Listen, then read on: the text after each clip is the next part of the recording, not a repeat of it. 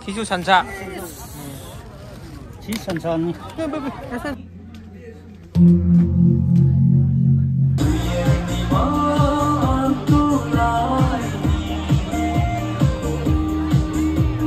Hi ma'am. Ma'am ngasi di kun gilai sabi masak pasaba am khangalaga ko blog taw gena tholak pane ba. Ngasi gi blog ses main taw bane. Yumban khraba mau masung nupa akoi ibai ga ichi hai tare ko moi ani gi awun pot tamba numit oidoi ne ba ko ngasi ja awun pot tamba numit sida akoi gi maring gi chatnabi oina luhong badi mamang chai de hong re ba ko du ngasi hai ba numit sida moi gi awun pot tamba numit aduga magi khomlang laman thi ba numit hai ba do oidoi ne ba adugi blog to akoi maring gi chatnabi da smaina lai hai ba do ko na orsu smai pangthok nai hai ba do semja ge na torok pane nakang gi se yadi abni ko sak still single ne ma se hoje maya wat pami sing jo dum lobo ya ne bonem gidi moi mari mata ne ba maya gi oina di maya gi haibni ko bonem gi mari mata aduga modem gi na ya gi mari mata nang na yamba smaina single ni blog ses maina kapthara ge ngasi gi di mathak ta chalaga dum ko mem phagi to ni lana mu khan gi ne mu comment ai comment han banga moi ko ichen nupi ne ai di icha nupi thoi yamba gi macha ne ko moi yum sida leire pare adu di blog se makha ta na mu ka yeng min su ko mem hoi ya ak to dilai pa mai ne kayuwa kayu la blog pa lora pas ote dun pe aksau ni matang le na pun ni aksau ni matang le kaya di nana beni sun to na bra na qualify koi ko sarong ti bra graduate to adi graduate ko cha to adi ka sun to na bra dawa sun to khaira da mi phala ko to a maya me bong beni sa ki pinile tang ni ul cham bra nang ni kidui ni muda nang ni waroma hani arts Sunday la kayu ni science kai kera kendra ro science ko sarur mai na ro pyam hojik lokhat ka doriba program sidi akhoi gi thaina gi tanna thana ba yadaba program ama khangni chiche se akhoi christian lining da hong raju thaina gi chatnabi di manghan da bai tare ko akhoi gi nupa imung sina nupi imung sida khusina doine ba khoi sembung je kap nipan chaure ko kap nipan gi sembung se present taw doini haidi asisina magi khomlang laman haibado oidoini bako magi maman khomlang laman thiba numit to oidoini khomlang laman thiba ije asmaina sembung oina pinai bako ado piraga uje moi imungda khusina bigi do oidoini bako ado yengminar se ma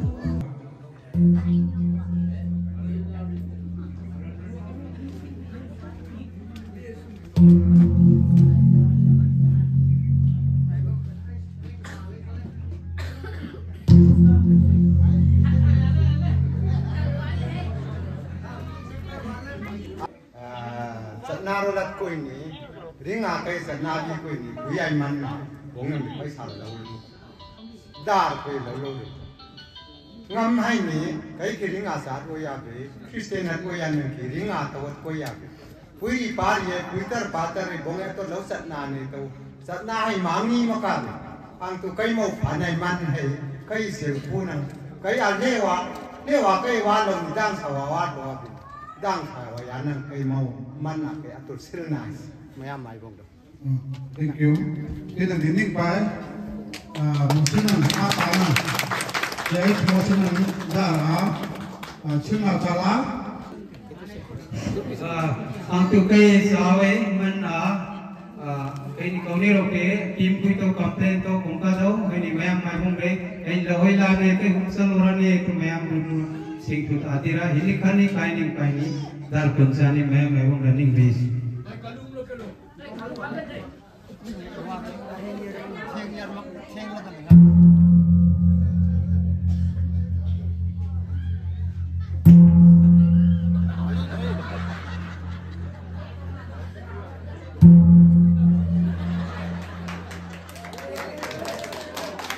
adira maya mai bang cincang mai bang do kai sate lai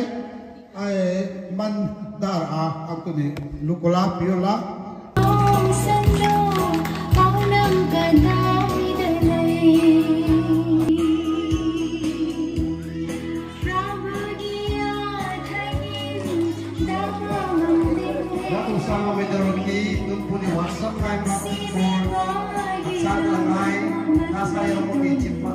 hendak kisina magi relatives pumna makta ngamjaba podieng ngamjaba presentation pi doine buko phi boiro kari boiro any posak ma adum pi bagi adum sang kitang tentang adum yeng minar se ko mya kui pa wini trapa pipi bua lawai jeleng ai lui wini si tam tam ngai lam tu se tu ye batar ani tai papa le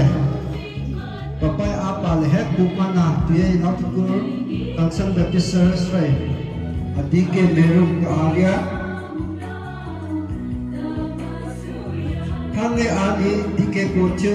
kami Baptist Church rai kai pako papa le het bukana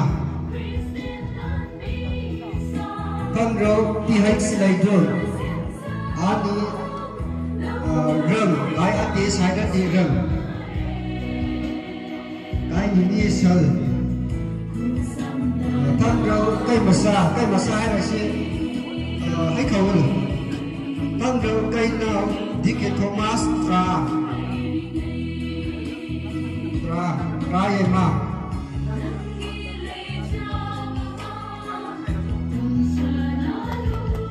Okay, Kangro dike Melful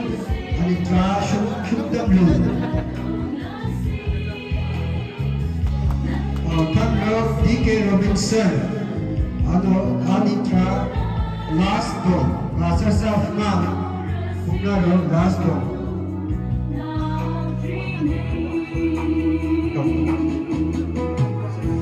Kangro pi medun ani kuah kaya ki kuah kai sare ki kuah Kangro ke emosu ani kai sare ai maram ke emosu Kangro ke emosu ek noi beni mosu ek noi beni es kulong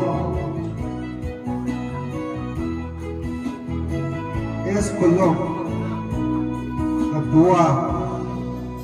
ani buah ai nau tradano ai ni pai nau okay nute Kangro dike lainai patul Kangro ki hands on sim nute kan mesin tupia dike kan sawadar moi marin sirai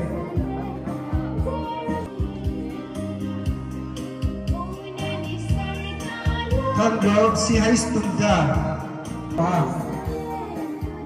dike Joseph Kangro kan sawat tungsa ay tape ay dike burungin nu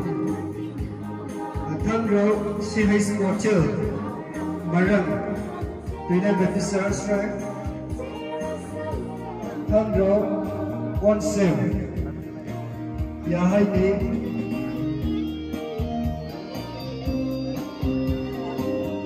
Okay. Đây đập tiền cá đi tui, cây sợi hôi đi tui, cây hôi đi tui, tham rau, đi cái món sim cá mấy con không thả được mai lắm. Sorry. Okay. Thôi sẽ tạm tạm bị lắm rồi, đi sẽ bị mà không bảo. Sana kita mengenai nasa kita mengenai tui adik kain ini kai pa het kumana ini kamu kenora posting dah boleh tang hai ni lalu lain kamu yun tang Baptist Church or company kamu tahu funari yo tang hai ni mau tang tungsi kai puai nu kai kipipi sang hai ni tike Veronica nute ati hoi ni di mau yai ma sang hai ni pite nai mau upa kai hoi ni di nu phổ tam tam ni pila không bani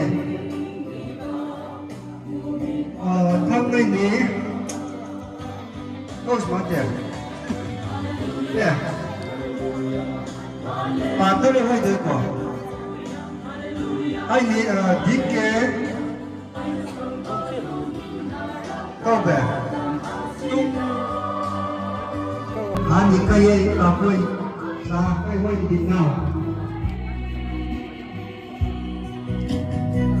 Ani ko hai kenja. Untuk nasa apa mahoi so untuk yang ini banyak hidup senang.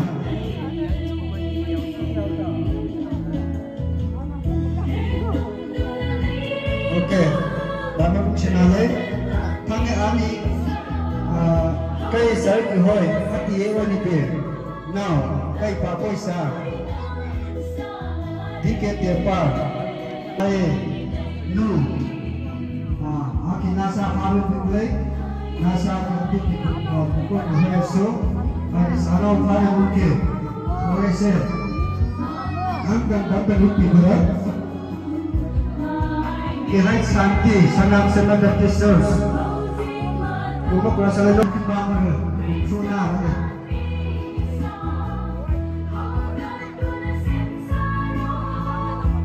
waktu piklai harus sikana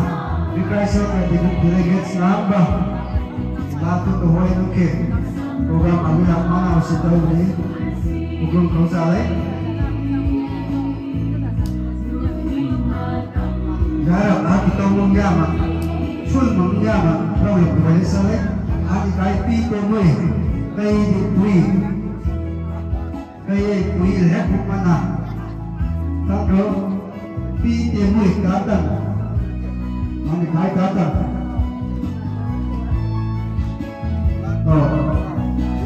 Yes, hari kaya mukti, hari kaya puine bukan naika. Lepas tu, kaya kau nak emergency health semua, buat health ojol buat, tip round hari kaya pipi, let B Jaima. Temui ayah yang dapat alkohol kobe, sabar ayah, tangan di kaya, kias, murung kainu, hotel penuh berarti selesai, ani kaya pi lecture, ayah itu pi temui, tangan ani hamnu makunga pipi, ayah pi kobe itu.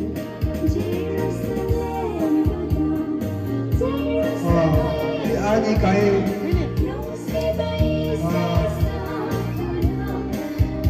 wengan toy bi aki pipi kanga ani pi boni fro buat berpaisa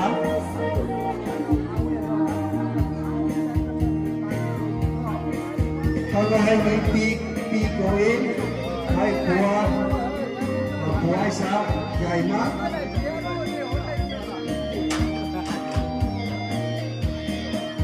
Kang ay hay ni kay pipi mo ni kami no. Kang ay ni ike muiran. Amoy kulen pipi sarasre. Are wajah funang pipi sarasre posting kami lagi.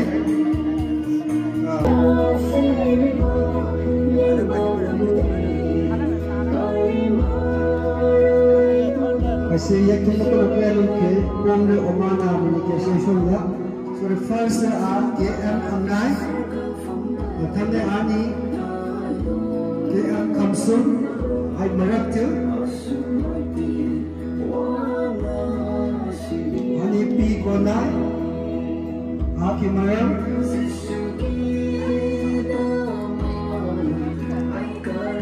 repeat Sir, ani Nini.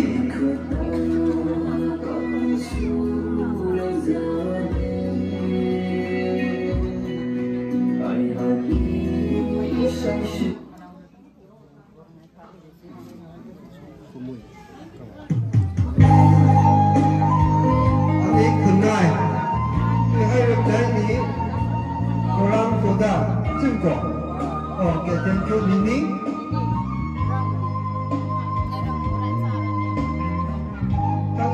hai santi lini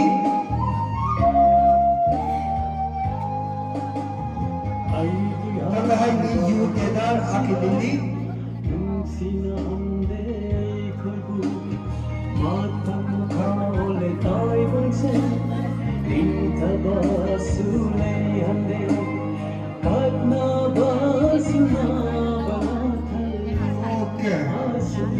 Oke ani kodawe kasi laka atuk mayawan dana kani foundation pula tiang daya banji tiang bina sama-sam Victoria Minggu Laisram Gobi Jisupa Yawan Salai Yawan kasi ay umirap ni Pawat pula Kai dike mofun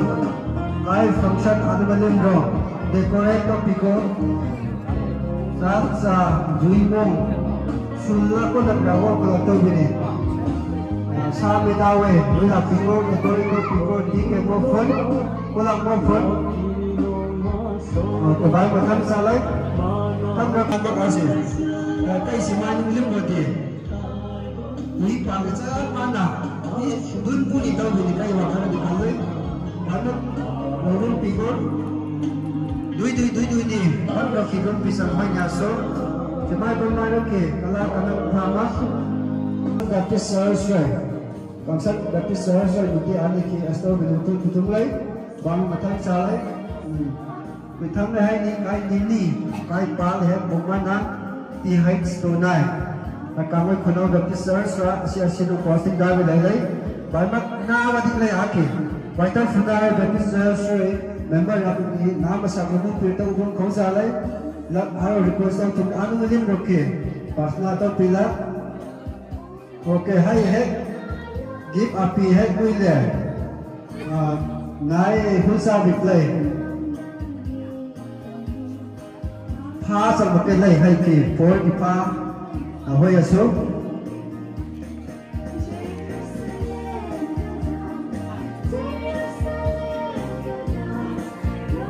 Okay, Sandela ani ke kai women society atina ke kai white of nale oi di women society no maku haya to ko hoinan ke kai Sandela a hingchang ko leti thinking ni war to ne to ki ni dun pini ro ke ukum plan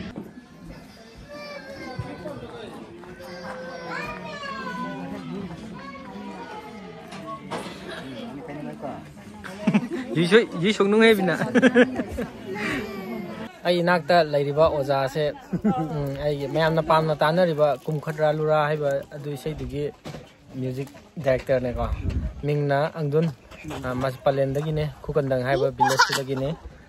ngasigi aun pot tamba sida mari mata ai mai nupi gi mari mata oi bai tare akoi icha nupi law bai tare aduna ne laise efficia ye pomma link sang somnile kingdom Eroi somnile nga somnile kingdom ani nu nungai sunpi tai lauka somnile nga ani sal nungai pi tai lauka ini ani thangkanai ne ini pa makanung ke arogyao ini pa ja share to this ini kanama ke mumana wase lung khoi ne lamkri ro somni lekhini aro kawasono talanamri nur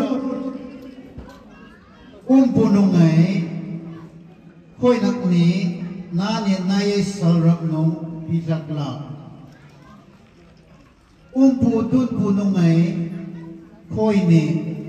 pikhak naksine nurap nangke naye salrak ya Pitakla English rani submit submission to at nu nungai bilay của ai xong ini lampi sutaro ini kami sutaro dream DK lung CPK Abraham Namhin Ani phone pe ai set tàu bao pha đi Isaac di hane kalhat ne ai sam sakop ding di kring di phone hai phar di san ocean park so on ka chi kem ko chel di se la to rukni rung san park san ka chi pa di glen hangir mok ne christian ne sakop na phone di ko hai na chirim kimber bilang san ocean park phar piloto ang to kam kai ram tak na re na re kalau ne thosin thawat na mala kol kopi we ada we kalau pide ini pasal yang pide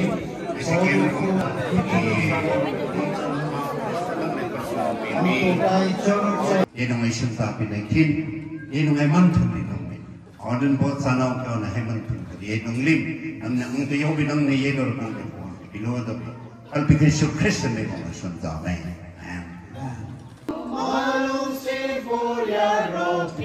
Naisokani putale, naisokani putale, nukaronan ni Pompiro. Edut kubor martingi, Kani Jesuya kani Jesuya umay, porosundalo, nungkarona grobi. Punaka sunjawasi wayo ki dum pimin de wayo ki kor ani luila aki dum pimin do ka luila manawasi na do se lu sikai karim pikai lai pang thamun khinta ma simpi sapi saudi tang di por pu nai min ni king wai na su pawane thamunam de kaning hayo se ni asilai pang bala roki nai kaning smu wai na su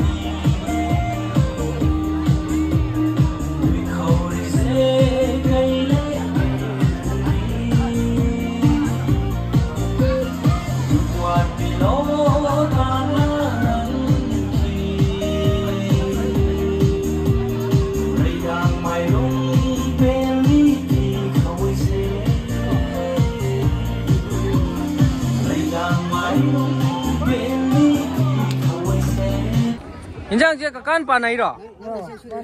कई करी सानो संसा oh दुगा इरोम्बा यावरे को चाक लेरे चंपुचु यावरे सिसु संसा उती अमा लाक्ट्री बा सिसु संसा 시 천천히 하이 또 거서 아똘메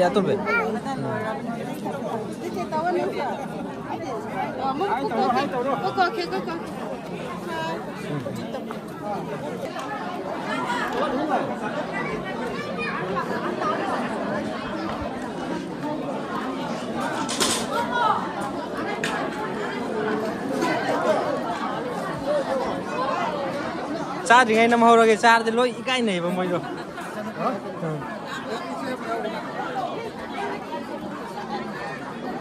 sa bông năng ngắm rồi ta sa con đi rai cắt na cha có thơ thì cái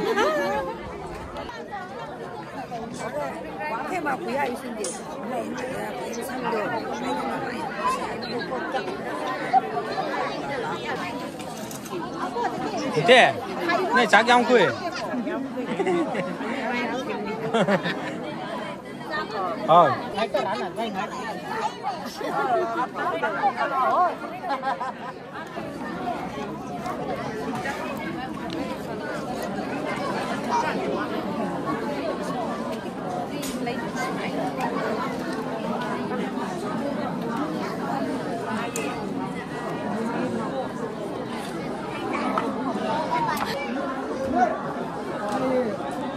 cái xuân thì cái lính là chính sang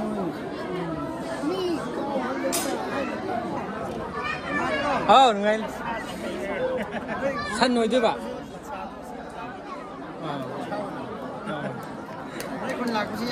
ngay bạn chắc tiêu gì cơ thế à có chắc không có quý lệ đi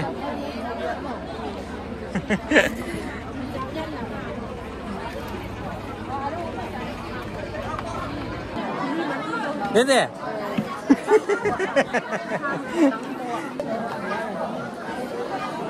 đúng ba tú thằng trao này có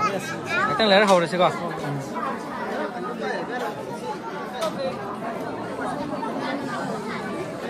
anh là đi đá là cạn như thế đấy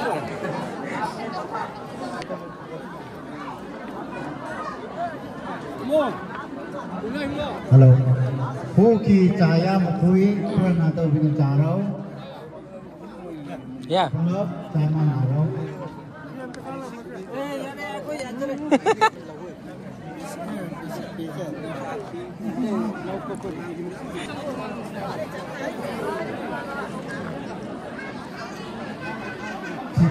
gimana sih nan laos round nih kok lang ông này là ông bị lắm hojikti bor kainana sinjaba hawa hautaba imung ani na sinjaba chara chindam mase aiba tare ko ado kai hinjang je kai oina taw hi ge jang se magi syllabus ti yam me de ge khoi ge san ma yaure nga yaure de ge iron ba game ba loi sure ko ado ti leiriba bor amasung kaina somda leire ko situation ani sigi